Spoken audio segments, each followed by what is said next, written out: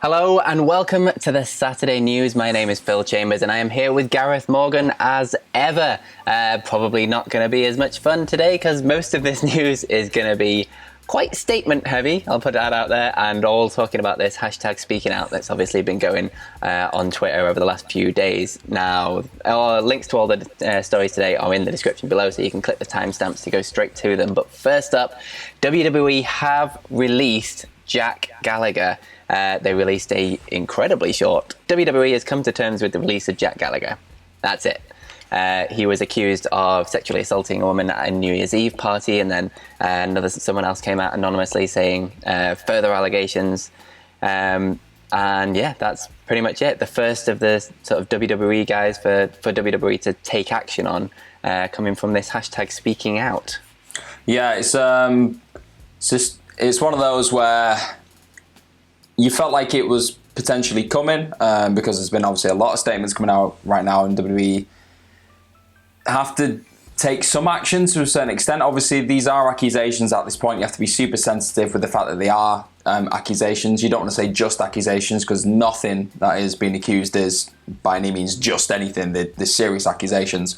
But until obviously people have been trialed and convicted and the rest of it, WWE have just got to do what they think's right, I think, day to day. And for whatever reason, they think that based on the accusations that have come out against Gallagher, that he probably isn't suited to being in the company at that point. They've not said it explicitly in the statement. They've just said he's been released. So again, it's quite ambiguous. It could have been for something else for all we know. But it's, it's another harrowing moment, I guess, in the fact that it is significant. It's quite real. It's having an effect already on some of the talent. They are being released. We'll just have to see in the coming days who will, if WWE take any more action against particular people.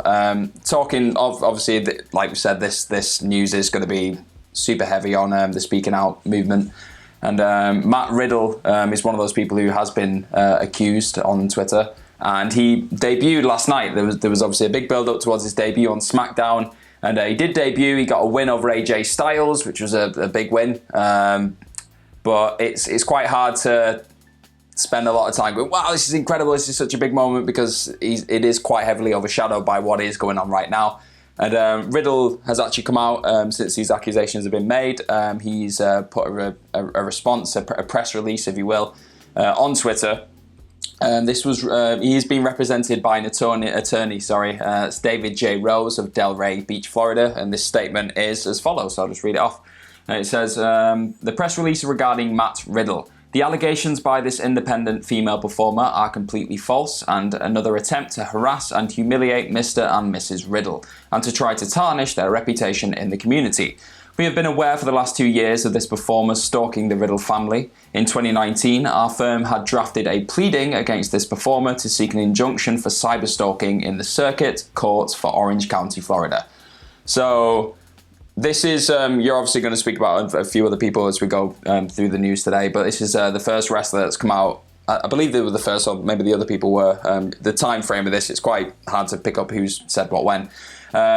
But he's one of the first people to come out and say, this is false, this is incorrect, what's being said. And you feel like this is going to be something that's going to be dominating the wrestling world for a couple of weeks now, because this isn't something that's just going to be open and shut. There's probably going to be an investigation. There's clearly conflict here. Some people are saying one thing, somebody's saying something else. It's words against each other. It's a difficult time. It's a really difficult time. It's really difficult to talk about, and we just have to see day to day really how the situation progresses and what new information comes to light. Yeah, absolutely. Should say as well, there was kind of rumours that WWE had sort of cancelled the Matt Riddle debut on SmackDown coming out yesterday. I'm not sure where they came from, but obviously unsubstantiated. But yeah, two, I guess, very different ways of handling this between the Jack Gallagher and the Riddle stories. We should say as well that the Riddle's accuser came out with more stuff after he released this statement as well. So this is very much a fluid situation. There's going to be a lot more information coming out about all of these over the next few days and weeks, I assume. This isn't going to be going away anytime soon. So we will keep you up to date with everything. But further on, sort of WWE making statements, they made a sort of general statement regarding all of the allegations. They initially released one statement that was quite short, but they've sort of updated it a bit and expanded on it. And I've just got that here. It just says that individuals are responsible for their own personal actions. WWE has a zero tolerance for matters involving domestic violence, child abuse, and sexual assault. Upon arrest for such misconduct, a WWE talent will immediately be suspended. Upon conviction for such misconduct, a WWE talent will immediately be terminated. WWE's ability to fine, suspend, or terminate a WWE talent will not be, however, limited or compromised in any manner in the event of incontrovertible evidence of such illegal misconduct is presented to WWE. So obviously WWE are taking this very seriously, as some of the allegations are very, very serious indeed.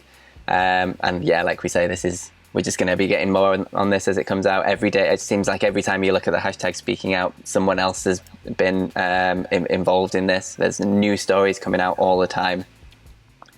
So yeah, I definitely recommend, for more information about all of this, go look at the speaking out hashtag. It is all there. It's a pretty harrowing read, I'll say that. But it's very much worth your time. You need to educate yourself about these things that are going on. And we also should say that you need to believe the people that are coming out about these. It's not a fun thing to do, to come out with these stories. They aren't doing it for the love of it. They're not doing it for publicity. The sort of response and backlash that they get from these things is why victims of these kind of abuse don't come out in the first place. So please read through everything, believe the victims, and yeah, we'll keep you up to date on anything further, obviously. Yeah, and this is a stance that WWE, as a huge company at this time involved in this situation, they have to take it. They have to take the stance, and they have to have a zero tolerance policy. They just have to. Anything else is just, like you said, it's just disrespectful to the people who've come out and been incredibly brave and said the stories that they've said. And AEW are another company who've obviously been, you don't want to say affected by this, but they're associated to what's going on right now, obviously, because Jimmy Havoc has had an accusation against him for physically and mentally abusing a woman who he dated for several years. Havoc hasn't obviously come out and addressed the allegations, but AEW have issued a statement, and I'll just read off that statement here. It says, "We wish Jimmy Havoc all the best as he receives treatment and counselling in an effort to overcome the mental health and substance abuse challenges in his life. We are aware of various reports related to Jimmy. We are evaluating his status with our company and will address it when he has successfully completed his rehabilitation." So this one's a little bit probably different to WWE's statement in the sense that it seems as though, well, obviously they're being quite specific to one performer in the first place, but it seems as though they're attributing what's going on right now to Jimmy going through mental health issues and substance abuse and everything else, which is something that we're not exactly clear on what his situation is with that. I don't know the ins and outs of what his situation is, but you don't want this. I'm not saying this is what's happening, but you don't want this to seem like AEW are defending their employee in this kind of situation. I'm not saying that's explicitly what they're doing, but it does seem, I don't know, it fell a bit off, this statement. What do you think? Yeah, I think the Jimmy Havoc one specifically, allegations, they stand out very much from the rest of them in terms of them being a bit different. He's definitely had a history of mental health issues. But at the same time, some of the allegations in there are very, very serious indeed. I think it's good in a way that they're getting him the help that he obviously needs. It's the only way anyone's ever going to grow from this and learn and move on. But if it does come to light that there's any sort of legal action being taken about these, then I think it needs to be completely reconsidered. But they did say that after the end of the rehab that they will reconsider the situation, so this isn't a final answer from AEW.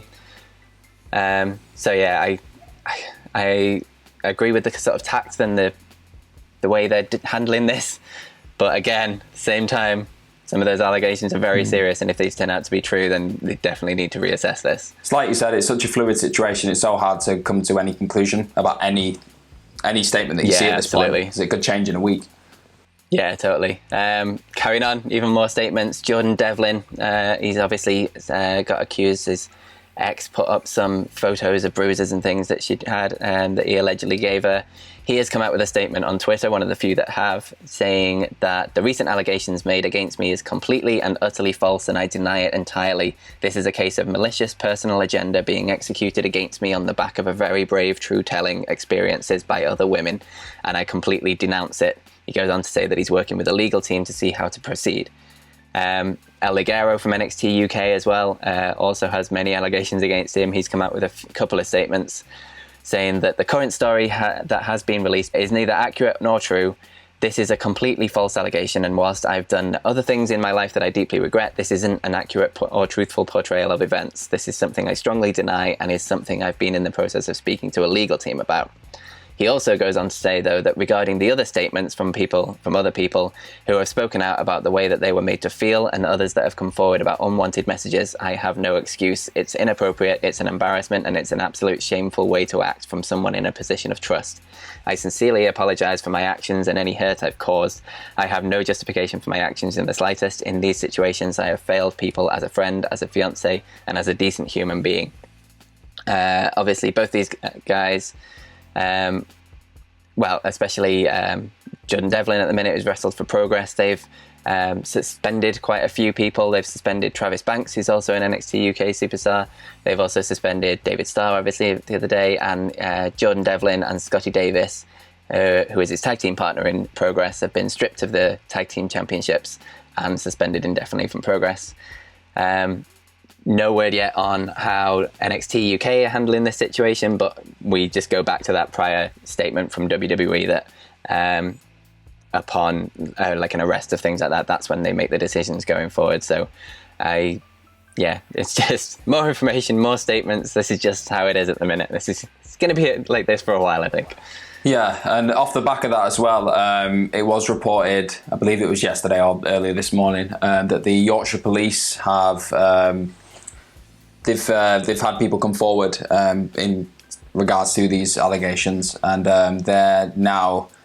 they seem to be investigating what's going on. So the actual, I think the reporter who came out and spoke about it was Jonathan Savage, who's a BBC News reporter. He said the West Yorkshire Police have confirmed to the BBC that they are carrying out initial inquiries after members of the UK pro wrestling community alleged a number of cases of abuse using the hashtag, obviously speaking out. So again, it's a sign of the severity of the situation, because you've got BBC covering it, which is obviously a huge broadcaster, news broadcaster in the UK, really taking it quite seriously. So yeah, again, the police are going to look into it, and they're going to conduct their own investigations. It's obviously at an early stage right now, but you just trust that they can find out the truth of what is happening, what has gone down with so many of these cases. Though you hopefully we'll hear over the next couple of days other when they said regiments, but other sections of the police will be jumping on and obviously trying to investigate, because I think the Yorkshire Police can investigate stuff that's going on across the entire UK and over in America as well, from the sounds of things. But yeah, it's just another sign, I guess, of how real this situation is. Yeah, absolutely. If nothing else, the fact that this is getting mainstream press attention, the fact that the police are involved now, and the fact that more people are coming out about these things, as horrible as it is as a situation that's been obviously boiling under the surface for quite some time, ready to erupt like this, at least it feels like, anyway, change is actually being made. This is huge progress. Like, the amount of stories that have come out and how sort of deep-rooted this sort of culture was within the scene, that hopefully this is the catalyst that will come forward. Like, the biggest offenders will obviously getting looked at by the police. Like, if this is the catalyst to move forward for the sort of business as a whole to grow, and for everyone within it to learn from this and make this place a better place for people involved. No one should be afraid of being abused, or no one should just be made to feel small or abused or fearful just for trying to get into something that they love. Like, it's a ridiculous situation. And so hopefully this is the catalyst for all of this to move forward, everyone to grow from it, everyone to learn from it, and for just this business as a whole to be a much better place going forwards. And that's, I think, the last of the hashtag speaking out that we're talking about. I think it is. Just quickly at the end, we've got a bit of an update from the positive tests that happened at the NXT Performance Center, right, the WWE Performance Center. The Wrestling Observer newsletter is reporting that the wrestler who tested positive was a female wrestler in developmental who had not been used on TV, but she had been used as one of the fans in the crowd, and she was last used in that role on June 9th, apparently. So just a little update about that. Obviously, they cancelled their TV tapings for it, so they could go and get everyone tested. But they're back running now, so we'll see what comes of this in the future. Yeah, I think one of the biggest things out of this report was the fact that they were fans in the audience for a little bit. I think it was up until June 9th, wasn't it? And that was, I think that's the big shocker of, oh, okay, somebody who has been affected by what's going on in the global current situation right now was in the middle of a lot of people. Not being allowed to wear a mask. Yep. So, again, wow, just another thing right now for WWE to deal with. Obviously, it's self-inflicted this massively because they've chosen not to test people for so long properly and everything else. But it's just another thing to add to the pile right now. Last thing we're going to talk about today. It's in the grand scheme of things, it's quite minor really compared to what we'll have been speaking about today. But obviously, over the last couple of months, really, we've been talking all things SmackDown and been very much engrossed in the world of the SmackDown hacker. And there's now been news that will pretty much confirm that Mustafa Ali was probably the person who was originally going to be the SmackDown hacker. But obviously, he's been moved over to Raw now. The reports came this week saying that he'd been moved over there. And Dave Meltzer has said that, he was originally going to be the hacker, but it's not looking like he is going to be the hacker now because plans have changed. He's gone over to Raw. And the hacker's just dropped off the face of the earth, really, for the last few weeks. So it's a shame. I hope they don't just completely, erase this and act like it never happened, because it was really riveting, really good, subtle storytelling from week to week. Yeah, absolutely. The way they were doing it on Twitter as well was really good. Yeah, the all bite-sized things. It was great. You just wonder whether, because everyone kind of guessed it was Ali because of the circles thing, they went, well, we can't make it be Ali now because we have to swerve everyone. You don't have to swerve. Yeah, sometimes guessing it is half the thing. It's like, oh, I'm smart enough to have figured it out. It's good. People like feeling smart, okay? They do. So, but there's still no word on whether it has been completely scrapped. It could still be Ali going over to Raw doing it. It could be Shorty G, it could be Dana Brooke, Xavier Woods, it could be loads of people. It's not been definitively destroyed at this point. And Ali is officially still listed as a SmackDown superstar on WWE.com.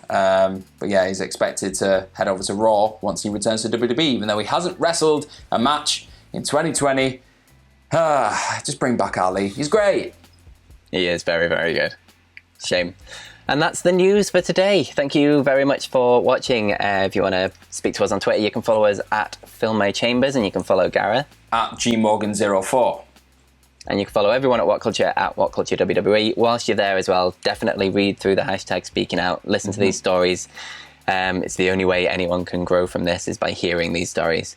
And that's it. Goodbye, I guess. That's how we end videos. Yep, that's how we do it. Bye-bye.